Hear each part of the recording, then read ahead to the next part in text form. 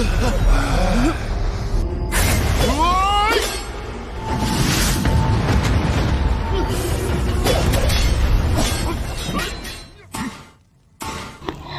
Sobat Dongnim, gimana kabarnya kalian nih?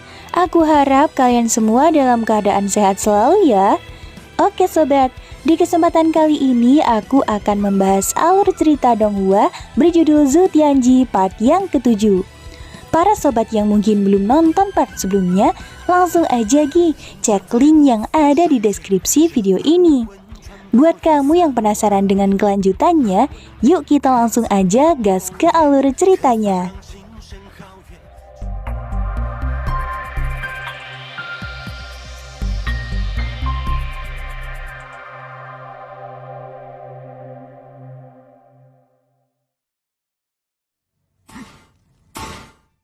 Melanjutkan part sebelumnya, kini kita diperlihatkan Tetua Wuyu tengah menempa sebuah pedang ke dalam tungku api. Dengan bantuan elemen monster api salamander, Tetua Wuyu dapat dengan mudah menyelesaikan penempaan pedangnya. Alhasil, jadilah pedang yang berisikan esensi roh Phoenix.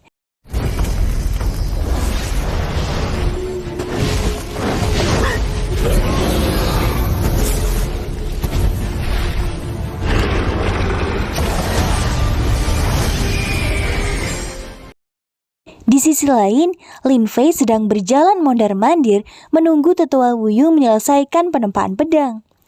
Setelah itu, Lin Fei pun memasuki gerbang tungku pedang setelah Tetua Wuyu membukakan pintu. Di sana, Lin Fei akhirnya diperlihatkan wujud pedang yang telah selesai ditempa. Saat itu, Tetua Wuyu meminta Lin Fei agar memasukkan energi sejati dari dirinya ke dalam pedang. Alhasil, Lin Fei pun melakukan apa yang telah dikatakan Tetua Wuyu.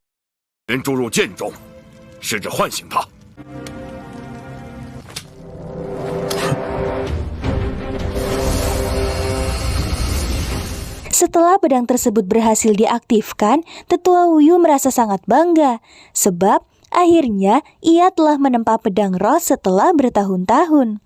Karena merasa sangat senang, Tetua Wuyu pun menamai pedang tersebut sebagai pedang Phoenix. Mendengar perkataannya, Lin Fei pun setuju dengan nama yang telah diberikan. Jadi, Lin Fei pun akhirnya berterima kasih setelah apa yang telah Tetua Wuyu usahakan demi menempatkan pedang untuk dirinya.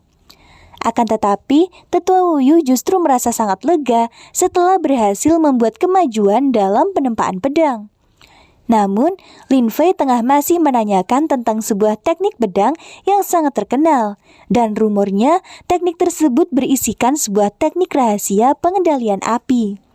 Ternyata, Tetua Wuyu juga memiliki salinan buku teknik yang dimaksud. Alhasil, Lin Fei pun mengungkapkan kalau dirinya tidak sengaja menemukan teknik tersebut setelah terbebas dari tungku badai hujan angin. Namun Tetua Wuyu masih ragu dengan perkataan Lin Fei. Oleh karenanya, Lin Fei pun meminta Tetua Wuyu agar memeriksa salinan buku teknik pengendalian api.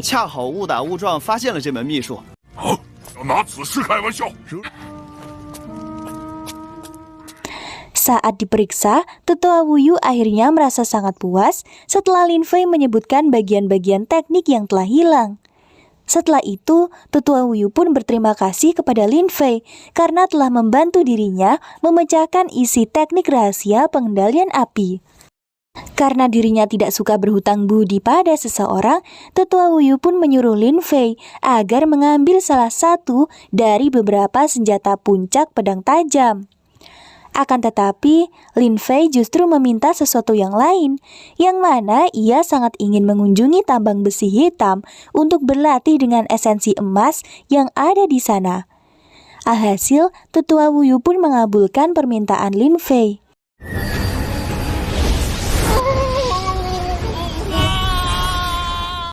Sesampainya di sana, Lin Fei merasa sedikit mual setelah Tetua Wuyu mengantarnya menggunakan teleportasi. Tanpa banyak bicara, Tetua Wuyu pun langsung mengajak Lin Fei untuk segera memasuki tambang.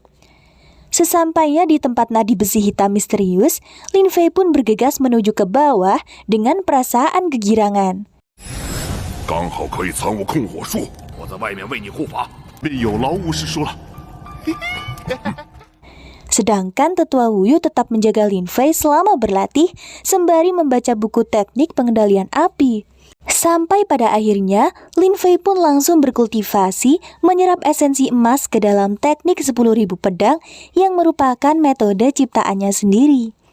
Namun, metode yang ia gunakan justru malah menyerap esensi emas dengan sangat cepat hingga tidak terkendali.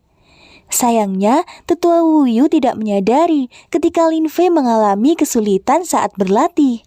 Sampai saat Lin Fei memanggil namanya, Tetua Wuyu pun langsung bergegas membantu Lin Fei. Meskipun telah berhenti berkultivasi, metode yang digunakan Lin Fei justru masih tetap bekerja di luar kendali.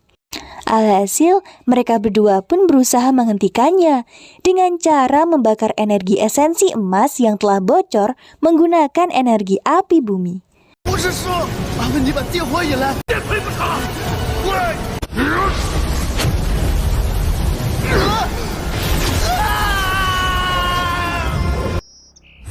Singkat cerita, kini kita diperlihatkan Song Tianxing tengah sedang melatih energi pedang.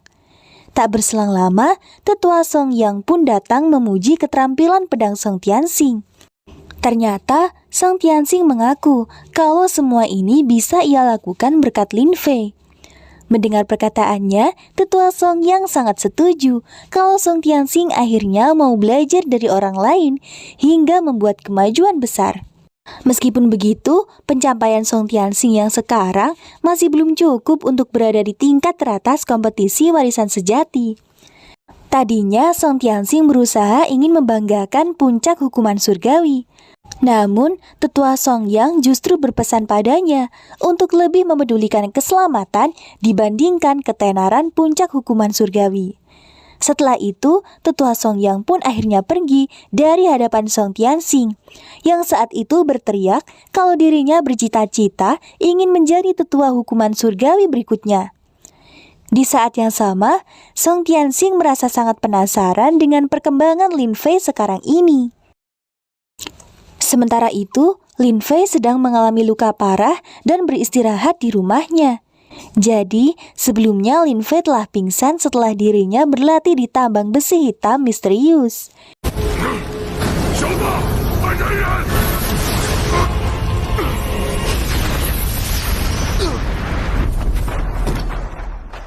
Alhasil, Tetua Wuyu pun menjelaskan kepada Tetua Luo Xinshao mengenai kejadian yang dialami Lin Fei.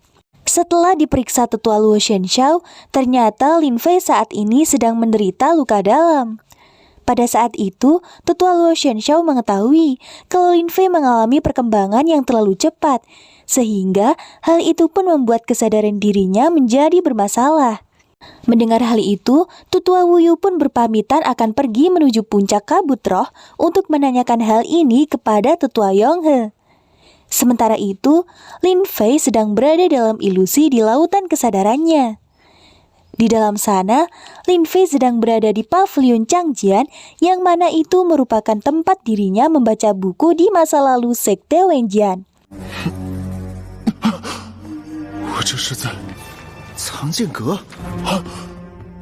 Pada saat itu, Lin Fei juga diperlihatkan kedatangan Lin Banhu. Di saat yang sama, Lin Fei merasa sangat pusing, bahkan seperti sedang melupakan banyak hal yang selama ini ia ketahui. Di sana, Lin Banhu menawarkan sebuah makanan kepada Lin Fei. Di saat Lin Fei akan memakannya, tiba-tiba saja makanan itu berubah menjadi darah. Sontak, Lin Banhu pun menghilang dari pandangan Lin Fei. Lin Banhu! 等我回来。 Setelah itu, Lin Fei pun merasa pusing ketika mengingat ucapan orang-orang di Sekte Wenjian yang ingin berpamitan pergi menuju Dak Abyss. Sampai pada akhirnya, ia pun sampai di sebuah tempat ziarah yang mana di sana terdapat nama orang-orang dari Sekte Wenjian yang telah gugur berperang melawan Kaisar Abyss. Ketika membaca nama Lin Banhu, Lin Fei pun langsung dipertemukan dengan Kaisar Abyss di sebuah tempat. Saat itu, Kaisar Abyss mengingatkan Lin Fei akan kejadian yang dialami Sekte Wenjian di masa lalu. Meskipun begitu, Lin Fei sendiri telah mengingat kalau dirinya telah berhasil membunuh Kaisar Abyss di masa lalu.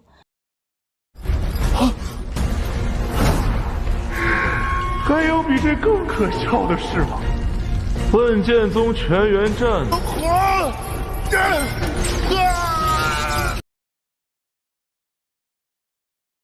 Namun, Kaisar Abyss justru menyangkal ucapan Lin Fei dengan memanipulasi kejadian yang selama ini Lin Fei alami. Beruntungnya, Lin Fei sendiri sama sekali tidak mempercayai ucapan Kaisar Abyss. Oleh karenanya, ia pun mendorong Kaisar Abyss dan membebaskan dirinya dari ikatan rantai.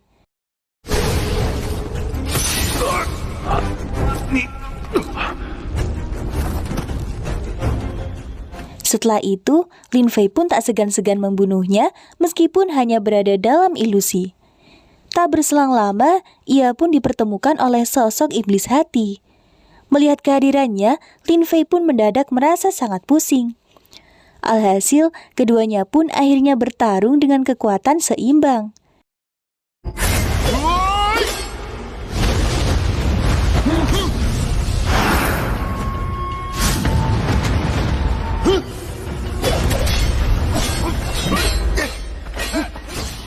Setelah itu, sosok iblis hati itu pun mulai menghasut Lin Fei. Namun, Lin Fei justru membalikan perkataannya dengan maksud tidak mempercayai hasutan iblis hati. Oleh karenanya, sosok iblis hati itu pun merasa tidak terima. Alhasil, keduanya pun kembali bertarung. 闭嘴！看来被我说中痛处。